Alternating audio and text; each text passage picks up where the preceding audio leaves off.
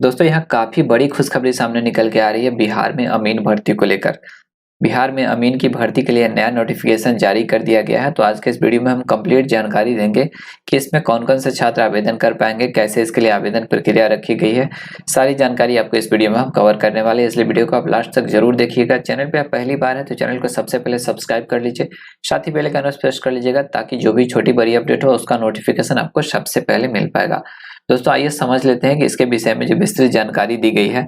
यहाँ क्लियर दिया गया है, बिहार विशेष सर्वेक्षण मानदेय आधारित संविदा नियोजन नियमावली 2019 अधिसूचना संख्या 72 दिनांक 27/2/2019 समय समय पर यथा संशोधित सामान्य प्रशासन विभाग के संकल्प संख्या 12534 दिनांक 17/9/2018 में निहित शर्तों एवं प्रक्रियाओं के अधीन भू अभिलेख एवं परिमाप निदेशालय राजस्व एवं भूमि सुधार विभाग के अंतर्गत विशेष सर्वेक्षण अमीन के संविदा के पदों पर संविदा के आधार पर नियोजन हेतु वैसे सुयोग्य उम्मीदवार जो भारत के नागरिक हैं वे विहित प्रपत्र में ऑनलाइन आवेदन आमंत्रित किया जाता है। तो देखिए ये जो बहाली होने वाली है राजस्व एवं भूमि सुधार विभाग में होने वाली है और यह बहाली संविदा पर हो रही है, जिसको आप कॉन्टेक्ट बेसिस कहते हैं। ये बहाली कॉन्टेक्ट बेसिस पर होने वाली है, संविदा आधारित बहाली है, ये बहाली परमानेंट बहाली नहीं है।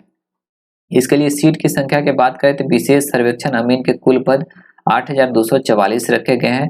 अलग अलग कैटेगरी में यहाँ सीट दर्शाया गया है। अनुसूचित जाति में 1301 सीट है, अनुसूचित जनजाति के लिए 75 सीट है, अत्यंत पिछड़ा में अगर आप आते हैं तो 1422 सीट रखा गया है, पिछड़ा वर्ग के लिए 917 है, पिछड़े वर्ग की महिला के लिए 282 है, अनारक्षित जो जनरल कैटेगरी से आते हैं उनके लिए 3525 है, आर्थिक रूप से कमजोर जो ईडब्ल्यूएस में आते हैं, जो जनरल कैटेगरी है ईडब्ल्यूएस में आते हैं उनके लिए 722। टोटल 8244 पदों के लिए ये बहाली जो है निकाली गई है। ये रिक्तियों की संख्या घट बढ़ भी सकती है, यहाँ क्लियर मेंशन किया गया है। दोस्तों इसमें आरक्षण का जो लाभ मिलेगा, राज्य सरकार के आरक्षण नीति का पालन किया जाएगा, इसमें आदर्श रोस्टर का अनुपालन किया जाएगा। दोस्तों बहुत सारी बहाली जो होती है ना उसमें आप लोग देखते होंगे कि डायरेक्ट बहाली हो जाती है, उसमें आरक्षण का लाभ नहीं मिल पाता है। कहने का मतलब ये कि जितना ओबीसी का सीट रहता है और जितना जनरल का सीट रहता है, जितना ईबीसी का सीट रहता है उस अनुसार बहाली नहीं होती। बहुत सारे बहाली ऐसे होते हैं जो कि कॉन्ट्रैक्ट बेसिस पे वो डायरेक्ट बहाली हो जाती है, वहां पर कैटेगरी नहीं देखा जाता है, लेकिन यहाँ पर उसका पालन किया जाएगा। जो राज्य सरकार के आरक्षण के अनुसार नीति है उसके अनुसार जो है बहाली यहाँ किया जाएगा। इसमें पद नाम दिए गए हैं विशेष सर्वेक्षण अमीन, जिसके लिए देखिए न्यूनतम क्वालिफिकेशन न्यूनतम योग्यता जो है सिविल इंजीनियरिंग में डिप्लोमा होना चाहिए, तो ही आप इसके लिए आवेदन दे पाएंगे। इसका मानदेय आपका 31,000 प्रति मंथ यहाँ पर दिया गया है, उसमें से आपका ईपीएफ जो भी होगा वो आपको अलग से कटेगा। और इसमें एक चीज ध्यान दीजिएगा, यहाँ दिया गया है विशेष सर्वेक्षण अमीन के चयन के पश्चात प्रशिक्षण के समय स्वयं का लैपटॉप मोबाइल एवं इंटरनेट होना अनिवार्य है। जो स्टूडेंट का इसमें चयन होता है उनके पास स्वयं का अपना लैपटॉप मोबाइल एवं इंटरनेट होना चाहिए। इस हेतु उक्त नवनियोजित संविदा कर्मियों को 1 वर्ष तक प्रति माह 4,000 रुपये, उसके लिए आपको 1 वर्ष तक 4,000 रुपये उसके लिए अलग से सैलरी के रूप में दिया जाएगा। 1 वर्ष होने के पश्चात आपको इंटरनेट पर खर्च होने वाले 400 रुपये प्रति माह तक की आपूर्ति नियोजन अवधि तक की जाएगी। जब तक आपका नियोजन अवधि रहेगा, जब तक आपका नियोजन समाप्त नहीं होता, तब तक आपको 1 साल के बाद मात्र 400 रुपया जो कि इंटरनेट का खर्चा आपको अलग से मिलेगा। बाकी आपको 1 साल तक जो पहला साल होगा उसमें 4,000 रुपये प्रति माह जो 31,000 है उसके अलावे आपको मिलेगा। तो यहाँ क्लियर किया गया है। यहाँ उम्र सीमा की बात करें तो न्यूनतम उम्र दिनांक 1/1/2022 के अनुसार यहाँ पर लिया जा रहा है 18 साल, जबकि अधिकतर उम्र जो है अनारक्षित के लिए जो जनरल कैटेगरी में आते हैं उनके लिए 37 वर्ष है। उसके बाद जो भी आप पिछड़ा वर्ग या अति पिछड़ा वर्ग से आते हैं तो उनके लिए 40 वर्ष है। उसी तरह से अनुसूचित जाति अनुसूचित जनजाति के लिए 42 वर्ष है। नियोजन की अवधि जो आपका होगा मानदेय आधारित संविदा के आधार पर नियोजन की अवधि नियोजन की तिथि से 31 मार्च 2024 तक के लिए होगा। जब भी आपका नियोजन होगा, ये लास्ट आपका जो डेट रखा गया है उसकी अंतिम तिथि 31 मार्च 2024 तक के लिए ही आपका होगा। आवश्यकता पड़ने पर इसे बढ़ाया जा सकता है। तो आपको हम एक चीज जानकारी करा दें कि जो भी नियोजन होती है सरकार की, जो कॉन्ट्रैक्ट बेसिस पर बहाली होती है, जो संविदा पर बहाली होती है, वो 11 माह के लिए ही शुरू में की जाती है, लेकिन आवश्यकता पड़ने पर उसको बढ़ाया जाता है। और ज्यादातर में आप लोगों ने देखा होगा कि इसको बढ़ाया ही जाता है, उसको समाप्त नहीं किया जाता है। तो आपको ये चीज का ध्यान रखना है कि ये परमानेंट बहाली नहीं होने जा रही है, आपका सिर्फ 1 साल की आप मान सकते हैं कि बहाली आपकी होने जा रही है। उसके बाद आपका इसमें चयन की प्रक्रिया जो होगा वो कैसे होगा उसको आपको भी यहाँ समझना है। यहाँ क्लियर मेंशन किया गया है जो चयन आपका होगा उसमें मैट्रिक एवं डिप्लोमा में प्राप्त प्रतिशत प्राप्तांक के आधार पर होगा। मैट्रिक के लिए अधिकतम आपको 10 अंक का वेटेज एवं डिप्लोमा में अधिकतम 90 अंक का वेटेज के आधार पर मेधा सूची का निर्माण कर चयन की कार्रवाई की जाएगी। इसे निम्न उदाहरण से समझा जा सकता है।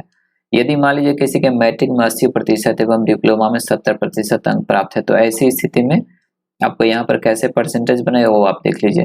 यहाँ पर दिया गया है 80 गुने 10 बटे 100 बराबर आपका 8 अंक हुआ एवं डिप्लोमा में वेटेज 70 गुने 90 बटे 100 बराबर 63 अंक दिया होगा। इस प्रकार मेधा सूची के निर्माण में उसे कुल वेटेज 63 + 8 अर्थात 71 अंक का दिया जाएगा। तो इस तरह से आपका परसेंटेज मैट्रिक और डिप्लोमा में प्राप्त अंकों के आधार पर किया जाएगा, उस अनुसार आपका सिलेक्शन होगा। अब आपके मन में ये भी सवाल होगा कि इसके लिए ऑनलाइन आवेदन कब से होगा। तो ऑनलाइन आवेदन आपका 21/10/2022 से स्टार्ट होने जा रही है, जिसकी लास्ट डेट 16/11/2022 रखा गया है। उस बीच में आपको ऑनलाइन आवेदन करना है। ऑनलाइन आवेदन के उपरांत अभ्यर्थी आवेदन का फाइनल प्रिंट निकाल कर रख लेंगे और भविष्य में किसी भी प्रकार के पत्राचार हेतु आवेदन पत्र में अंकित निबंधन संख्या का उल्लेख करेंगे। दोस्तों विस्तृत जानकारी के लिए आप इसके वेबसाइट पर जा सकते हैं, वहां से आपको सारी जानकारी मिल जाएगी। वहां से आप नोटिफिकेशन को डाउनलोड करके पढ़ सकते हैं। नोटिफिकेशन डाउनलोड करने के बाद जब इसका लिंक एक्टिव होता है तो आपको इसमें ऑनलाइन कैसे करना, ऑनलाइन करने के लिए सबसे पहले आपको रजिस्ट्रेशन करना होगा। रजिस्ट्रेशन की प्रक्रिया पूर्ण होने के पश्चात अभ्यर्थी के मोबाइल एवं ईमेल आईडी पर एक पासवर्ड प्राप्त होगा।